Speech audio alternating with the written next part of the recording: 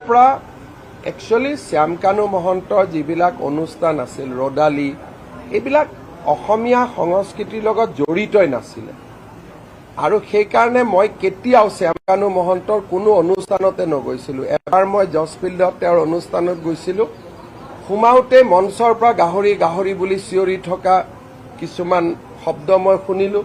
তেতিয়া মই দেখিলো ইয়াত বিহুৰ লগত কি সম্পৰ্ক আছে। মই গেটৰ পৰাই ওলাই গুচি আহিলো। গতিকে মই মোৰ সমস্ত পলিটিকেল কেৰিয়াৰত এবাৰ তেওঁ পাতা দিল্লীত অনুষ্ঠান এটা গৈছিলো 8 বছৰ আগতে। আদাৰৱাইজ শ্যামকানু মহন্তৰ মই কোনো অনুষ্ঠানত নগৈছিলো। ব্যক্তিগতভাৱেও তেওঁৰ অনুষ্ঠানবিলাকত মই কেতিয়াও এনকাৰেজ কৰা নাছিলো।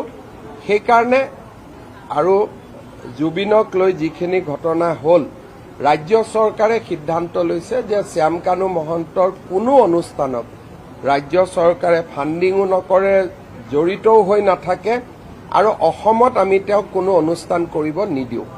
দ্বিতীয়তে ভাৰত চৰকাৰকো আমি জনাই দিছো যে তেওঁক যাতে কোনো ধৰণৰ স্পন্সৰশ্বিপ বা ডিৰেক্টলি ইনডাইৰেক্টলি তেওঁক যাতে পেট্ৰনাইজ নকৰে, কাৰণ তেওঁৰ অনুষ্ঠানবিলাকে আমাৰ অসমীয়া সংস্কৃতিক প্ৰতিনিধিত্ব নকৰে।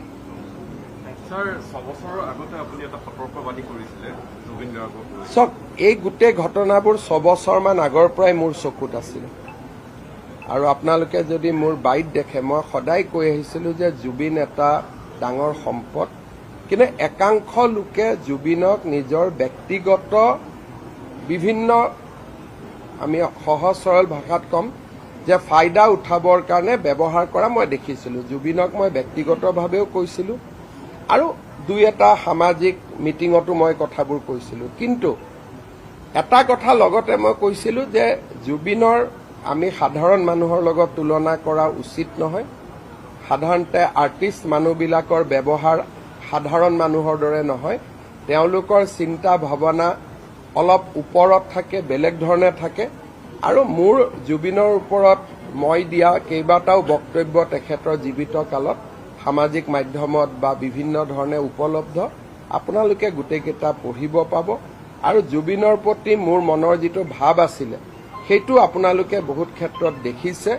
কিন্তু যিসকলৰ এটা চাৰ্কুল আছিলে সেই চাৰ্কুলটোক লৈ মোৰ যেনেকে আজি ৰাইজে প্ৰশ্ন তুলিছে, মই 6 বছৰ আগতে সেইটো প্ৰশ্ন তুলিছিলো। আৰু এটা কথা আমি কৈ থৈ দিওঁ যে যোৱা সংসদীয় ইলেকশ্যনত শ্যামকানু মহন্তৰ প্ৰত্যেকটো পোষ্ট আপোনালোকে পঢ়িব, থ্ৰ এণ্ড থ্ৰ তেওঁ নৰেন্দ্ৰ মোদী আৰু আমাক বিৰোধিতা কৰিয়ে সামাজিক মাধ্যম চলাই গৈছিল। যোৱা MP ইলেকশ্যনৰ সময়ত তেওঁৰ যদি শ্যামকানু মহন্তৰ গোটেই পোষ্টবিলাক দেখে, তেওঁ গোটেই পোষ্টত নৰেন্দ্ৰ মোদী আৰু আমাক সমালোচনা কৰা আৰু ইলেকশ্যনত বিজেপি হাৰিব বুলি প্ৰেডিকশ্যন কৰা তেওঁৱে মেইন মানুহ আছিলে। আৰু তেওঁৰ লগত মই ব্যক্তিগতভাৱে কথাও নাপাতিছিলো। মোৰ মোবাইলত অজস্ৰ মেছেজ আছে, মই তেওঁক এটা ৰিপ্লাইও নিদিছিলো। গতিকে তেওঁৰ ওপৰতো মোৰ যিটো দৃষ্টিভংগী তেওঁ নিজেও জানে। মই বহুত দিন তেওঁক কৈছো যে তোমাৰ যিটো তুমি কৰা এইটো উচিত নহয় আৰু অসমখনক লৈ যিটো সংস্কৃতিৰ নামত যিটো অপসংস্কৃতি, সেইটো মই কেতিয়াও ছাপোৰ্ট কৰা নাছিলো আৰু সেইকাৰণে শ্যামকানু মহন্তৰ লগত মোৰ বহুত বেছি সম্পৰ্ক নাছিল। কিন্তু অসমখন কিমান ডাঙৰ, ইজনে সিজনৰ লগততো ক'বাত নহয় ক'বাত গা খুন্দিয়াবলগীয়া হয়েই। কিন্তু শ্যামকানু মহন্তৰ ৰঙালীয়ে হওক, নৰ্থ ইষ্ট ফেষ্টিভেলে হওক, এইটোৱে অসমক প্ৰতিনিধিত্ব নকৰে। এটা কমপ্লিট বিজতৰীয়া সংস্কৃতি এটাক তেওঁ আগুৱাই লৈ গৈছে।